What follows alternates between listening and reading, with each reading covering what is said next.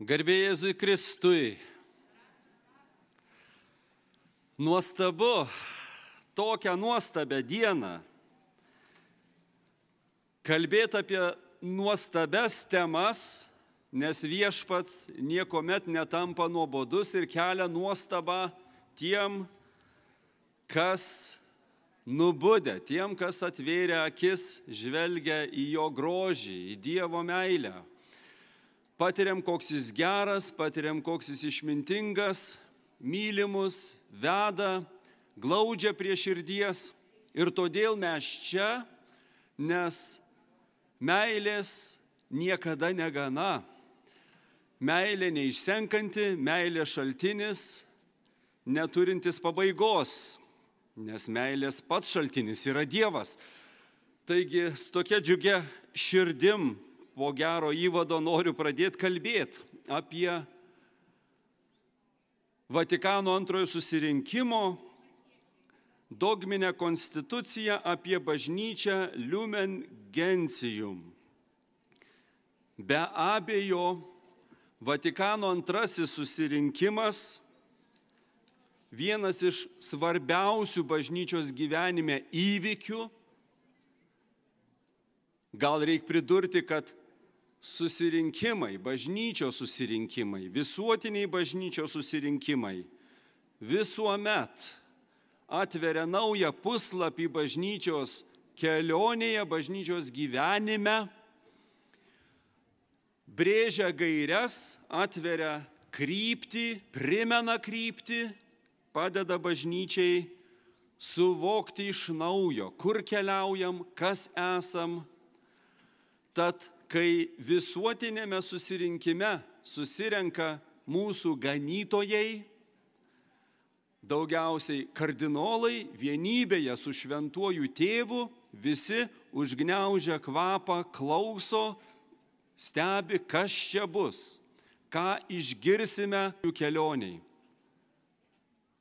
Taigi Vatikano antrasis susirinkimas, paskutinis mūsų visuotinis toks susirinkimas, po jo kito nebuvo, yra bažnyčioj daug ypatingų įvykių, bet susirinkimas, kurio dvasia mėginame kvėpuoti iki šiandien, yra Vatikano antrasis susirinkimas. Kodėl antrasis? Nes prieš tai buvo pirmasis. Kodėl Vatikano? Nes šis susirinkimas įvyko Vatikane.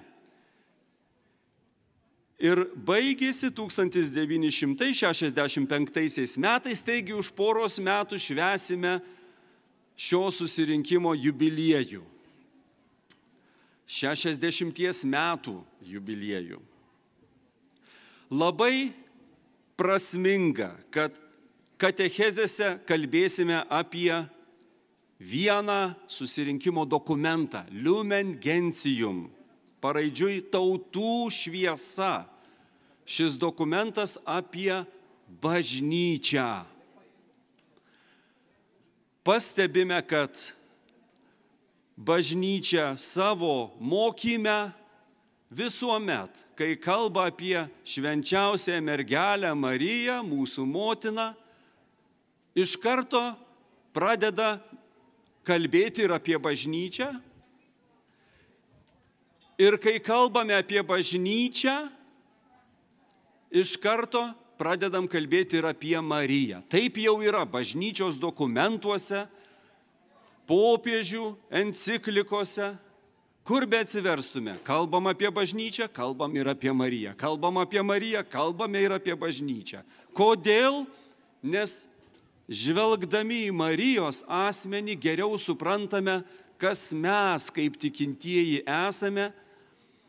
Marija ne veltui vadinama bažnyčios paveikslu arba bažnyčios veidrodžiu.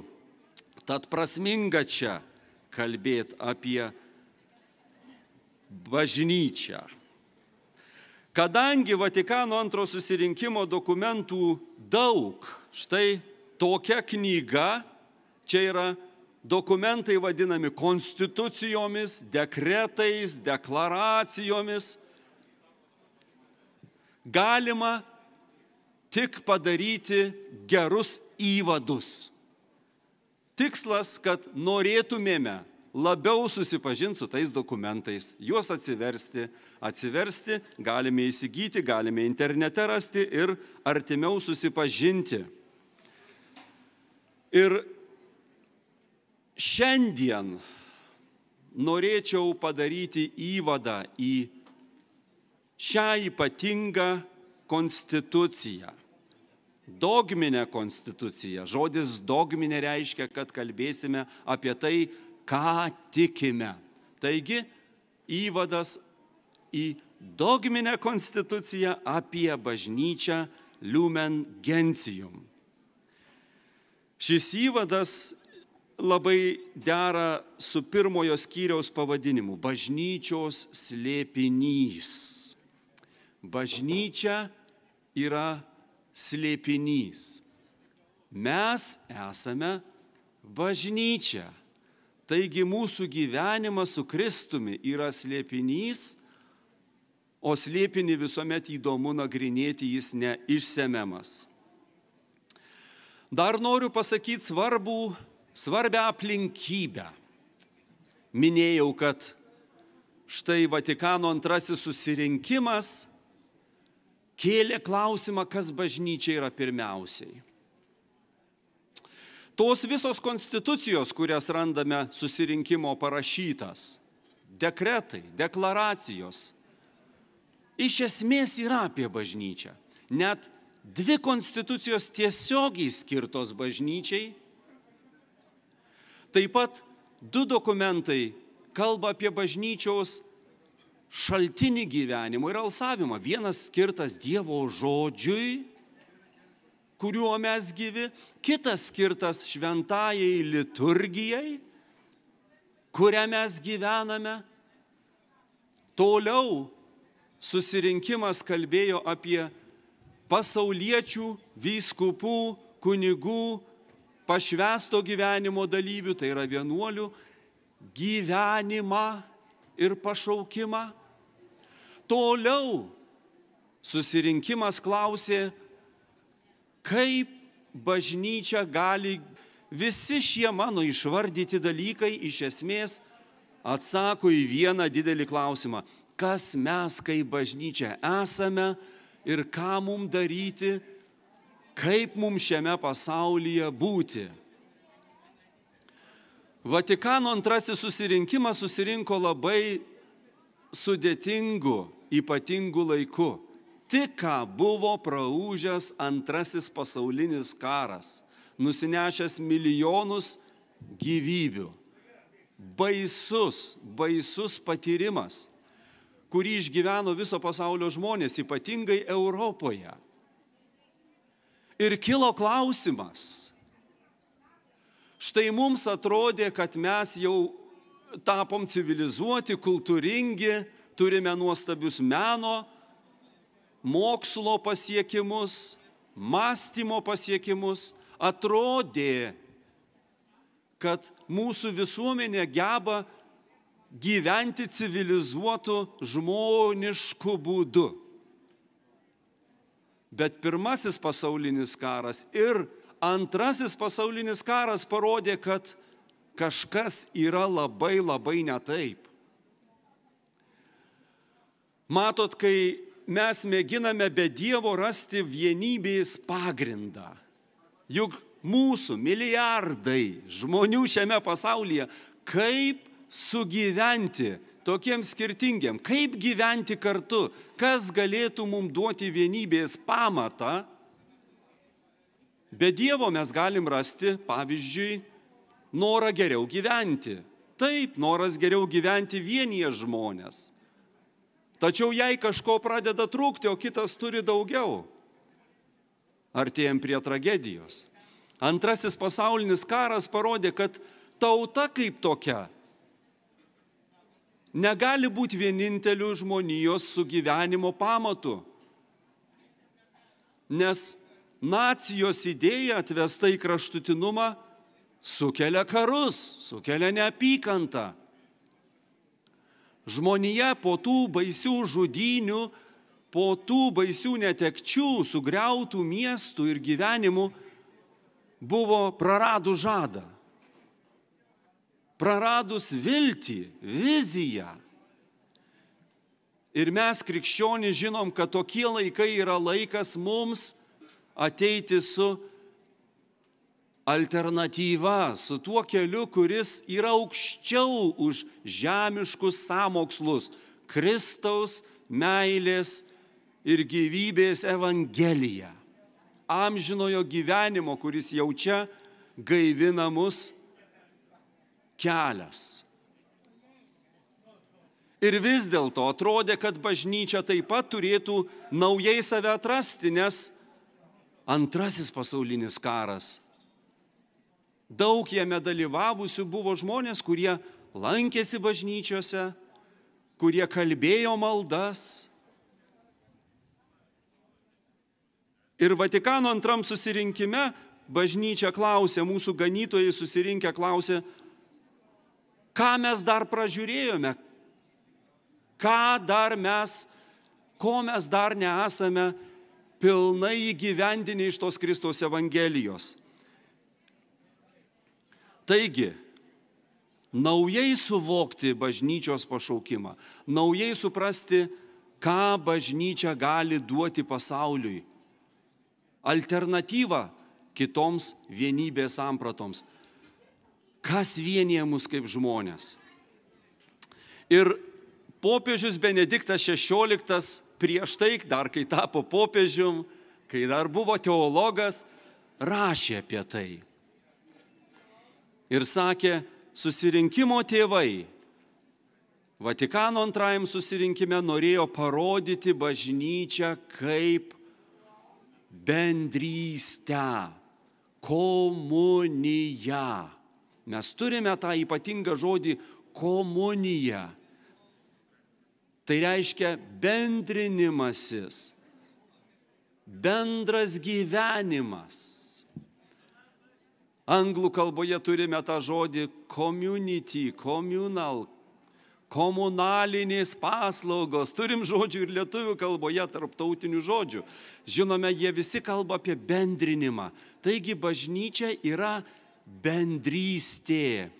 Ir ta bendrystė plaukia iš Dievo. Atrodo paprastas teiginys iš to, kas Dievas yra. Dievas yra meilė.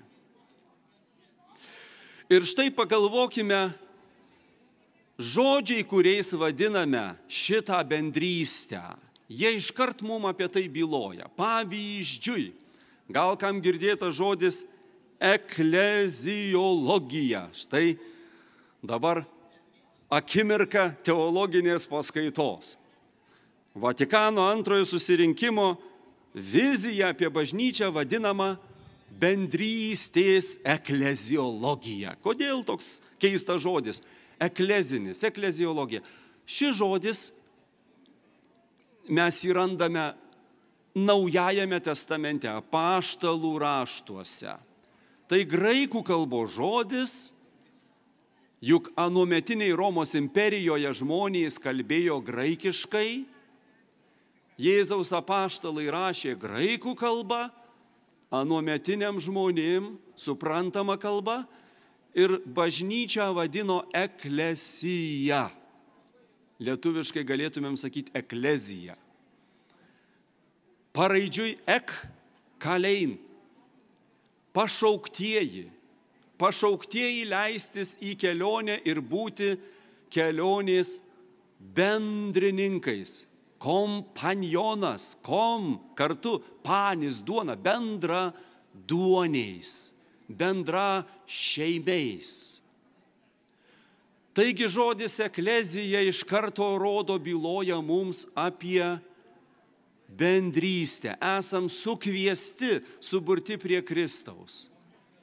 Ir daugelis patyrę Dievo prisilietimą ir patekę bažnyčion byloja, taip, jaučiau ilgesį, jaučiau alkį širdyje, jaučiausi, kad esu kviečiamas į kelionę, kviečiamas į kažką daugiau, nei vien tik buitiniai žemės reikalai, pirkt, parduot. Ir kai atsiliepiau į tą pašaukimą, atėjau į vietą, kur radau kitus taip pat pašauktus. Ir su jais mes esame tos pačios Dievo kvietimo patirties žmonės, suvienyti to paties ilgesio, tos pačios meilės ir troškimo. Kitas žodis, kurį randame apaštalų raštuose, yra bažnyčia vadinama Kyriake, Kyrijos, viešpats. Iš to kyla, gal girdėjote, amerikonai sako church, vokiečiai sako kirche. Abu šitie žodžiai reiškia Kyrijos, Kyrijos viešpats, viešpaties. Taigi, bažnyčia yra žmonės, kurių bendrasis vardiklis, bendras pamatas yra ne vien tai, kad esam biologinės būtybės, valgančios, mėginančios pasistatyti kažkokį būstą ir taikiai sugyventi, bet mes esam žmonės, kuriuose gyvena tas pats vienas viešpats, to paties vieno viešpaties Kristaus prisikėlimo galybė, Kristaus dvasia ir Kristaus Eucharistija mūsų venomis ir siela cirkuliuoja, mes esam sujungti viešpaties. Mes vadiname bažnyčią bažnyčia. Be abejo, tai nėra lietuvių kilmės žodis, bet vadinamas slavizmas. Jis tiek turi gilias istorinės šaknis, kad mes jį pamilome ir naudojame toliau. Bet bažnyčia kyla iš žodžio bogu, būgu, dievas. Taigi Dievo. Tai, kas Dievo, tai, kas patraukta Dievo, tai, kas pripildyta Dievu, Dievo gyvastimi. Visai šitą šeimyninę bendruomenę. Bažnyčia yra žmonės, kurie tos pačios rūšies, tos pačios prigimties. Kaip štai Konstitucija apie bažnyčią ir sako, ji labai gražiai pradedama. Po įvado iš karto seka štai toks teiginys. Įsivaizduokime, prieš 60 metų mūsų ganytojai su šventuoju tėvu susirinkę svarsto, ką pasakyti pasauliui, koks turėtų būti pirmasis sakinys toje dokumentų sekoje, kurį išgirsime. Ir štai tas sakinys yra toks. Amžinasis tėvas laisvu ir paslaptingu savo išminties ir gerumo sprendimu sukūrė pasaulį ir nutarė, ką Dievas nutarė. Toj bus pasakyta šis tas apie tave ir mane, apie mus. Jis nutarė išaukštinti žmones. Na, tas aukštumas perkelti į aukštesnį gyvenimo laipsnį lygį. Taigi, tiesiu, nutarė išaukštinti žmonės, kokiu būdu? Išaukštinti, padaryti panašius į patį aukštybėse esantį, aukštybių viešpatį. Kaip tą padaryti? Cituoju toliau, padarydamas juos dieviškojo gyvenimo arba dieviškosios gyvasties dalyviais. Štai naujiena, štai kas ypatinga. Pasirodo, būti bažnyčios nariu nereiškia vien būti įrašytų sąraše. Tai nereiškia vien lankyti pastate, apeigas pastate, kuris vadinamas bažnyčia. Būti bažnyčios nariu reiškia būti įtrauktų, pridalintų, sujungtų su dieviškuoju gyvenimu, dieviškąją prigimtim, dieviškaisiais gyvasties syvais. Ta nesunku palyginti su labai paprastais mūsų gyvenimo pavyzdžiais. Jei turime kūno problemų, jei kamuoja kokios nors ligos, įsivaizduokime, kas nors atėjęs pažadėtų, kad mums pagerės, jeigu būsime įrašyti į ligonių laukiamojo sąrašą, į ligoninės sąrašą atsidursime pirmoje vietoje. Ir tiek? Ar tuo kažką pakeisime? Be abejo ne. Mūsų laukia permaina, kai mūsų kūną pasieks naujo tipo gyvastis, vitaminai. O kad galėčiau aukštesnę gyvybę į savo kūną įlieti, tada mano kūnas atsigautų, tada mano kūnas atgytų. O čia kalbame apie visą žmogų, ne vien kūną, bet sielą taip pat. Dievas nori mus pakviesti savo šeimą, padarydamas mus giminaičiais, suteikdamas mums savo gyvastį. Ir štai kodėl, kai esam pripildomi tos Dievo gyvasties, mus vadina krikščionimis. Krikščionis toks žodis taip pat apaštalų raštuose randamas. Tik paraidžiui mes turėtume būti vadinami kristonimis, kristiečiais. Graikų kalboje Kristus Christos. Krikščionis graikų kalboje Christianos. Tas, kuris kaip Kristus. Ir čia, šitoj konstitucijoje apie bažnyčią ne kartą sakoma, kad Jėzus Kristus iš mūsų visų ir tarp mūsų yra kaip pirmgimis tarp brolių ir sesių. Pirmasis gimęs iš daugybės Dievo vaikų. Ką reiškia pirmgimis? Jei mamytė gimdo, sakykime, dvynukus ar daugiau vaikučių, kartais būna, kad daugiau vaikučių gimsta, pasirodo pirmasis gimęs, mes žinom, kokie gims po to. Tos pačios rūšies. Taigi, žvelgdami į Kristų, mes matome savo ne vien viešpatį ir gelbėtoją, bet ir pirmąjį brolį, po kurio mes esam broliai ir seserys.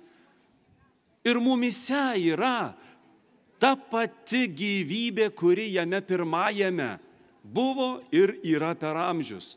Dievo gyvastis, sakytume Dievo genai. Štai kodėl mes vadinami Dievo vaikais. Štai kodėl Jėzus Kristus kalba apie tai, kad mes tampame krikščionimis, gimdami į Dievo karalystę, gimdami iš Tėvo danguje, gimimu. Gali gauti būrį tarnų, juos įdarbindamas, bet tik gimimu gauni būrį vaikų. Ir Jėzus sakė, nebūkite vien Dievo tarnai, nors gera būti Dievo tarnu, be abejo, bet nelikite vien Dievo tarnais, bet tapkite draugais ir tapkite Dievo vaikais. Štai kokį gyvenimą mums jis yra paskyręs, būti Dievo vaikais. Taigi bažnyčioje mes kalbame, atkreipkime dėmesį, šeimyniniais terminais, gimimo kalba. Dievą vadiname tėvu danguje. Tėvas. Savo tėtį vadiname tėvu, todėl kad esam jo vaikais. Vaikai. Dievą vadiname tėvu. Bažnyčią vadiname ne kokią nors korporaciją, susivienijimu ar partiją. Bažnyčią vadiname motina bažnyčia, nes iš jos iščių esame gimę iš tų krikšto vandenų. Bažnyčios veidrodį, pirmąją bažnyčios žvaigždę, Mariją vadiname mama, nes esam šeimoje. Taip, Marija yra ir karalienė, Marija yra ir viešpaties tarnaitė, bet ji, kadangi mūsų viešpaties mama, ji yra mama. Kaip gera tarti tėti, mama, tėve danguje.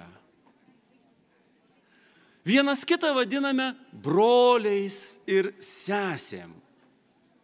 šeima.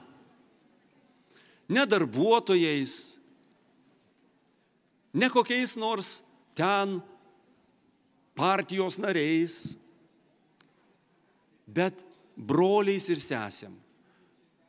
Kunigus vadiname tėvais kunigais, ganytojus vadiname tėvais, vienuolės ir vienuolius broliais ir sesėm. Mums patinka kalbėti šeimos kalba, nes mes suvokiam, kur atsidūrėme šeimoje. Šventieji, tie tikėjimo didvyriai, yra mūsų giminaičiai. Mes žvelgiame į juos susižavėję, gniaužia kvapą nuo jų žygdarbių, tačiau esame šeimoje, šventųjų apsuptyje, tarp tėčio, mamos ir vaikų, džiaugiamės šitą bendrystę. Ar turim 5 minutės, atrodo? Tik man rodo. Nu, gerai. Pusę baigė? Pusę? O, okei. Taigi, brangieji, su šitom įvadinėm mintim melskimės toliau, šią šeimyninę dvasią pripildyti ir taip pat drįstu pasakyti iki tęsinio kitose katechezėse. Garbė Jėzui Kristui.